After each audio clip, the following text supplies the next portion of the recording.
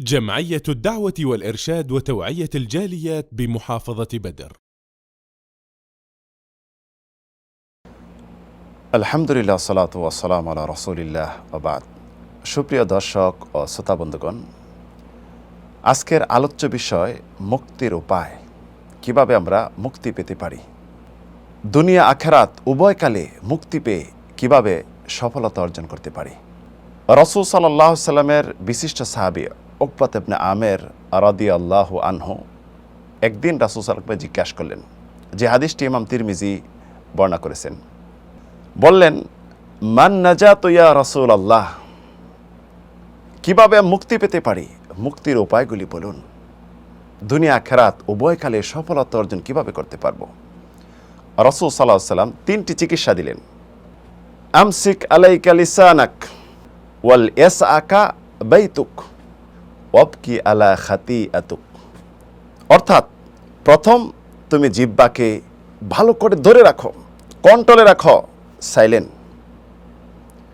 এমন কোনো কথা বলবে না যেই কথার কারণে তোমার ওজর আপত্তি করতে হয়। আল্লাহর অসন্তুষ্টমূলক কথা বলতে যাবে না, অমঙ্গলজনক কোনো কথা বলতে যাবে না। যদি কথা বলতেই হয় তাহলে কল্যাণকর কথা বলবে, যার মাঝে দুনিয়া আখিরাতের কল্যাণ রয়েছে। কারণ দুই পাশে ফেরেশতা আল্লাহ রাব্বুল আলামিন বসাই রাখছেন। মা ইয়ালফিদু মিন কাউলিন ইল্লা লাদাইহি রাকিবুন আতীত। মুখ দিয়ে বের হওয়ার সাথে সাথে সব লিপিবদ্ধ হচ্ছে। আমরা মাঝে মাঝে এমন কিছু কথা বলে ফেলি আল্লাহর অসন্তুষ্টমূলক, এর জন্য হতে পারে আমাদের ঠিকানা জাহান্নাম, অথচ আমরা বুঝেও নি যে এটা কি বললাম। ইমাম বুখারী রাহিমাহুল্লাহ হাদিস বর্ণনা করেছেন, রাসূল বলেছেন, ইন্নাল আবদা লা ইয়াতাকাল্লামু বিকালিমাতিন মিন সাখাতিল্লাহ লা ইউলকি লাহা বালান ইয়াহবি বিহা ফি নার জাহান্নাম। যে আল্লাহর বান্দারা কিছু কিছু এমন কথা বলে ফেলে আল্লাহর অসন্তুষ্টমূলক, যেটি সে বুঝতেও পারে না কি বলে ফেললো। এই কারণে আল্লাহ রাব্বুল আলামিন তাদেরকে জাহান্নামে নিক্ষেপ করবেন, নাউযুবিল্লাহ।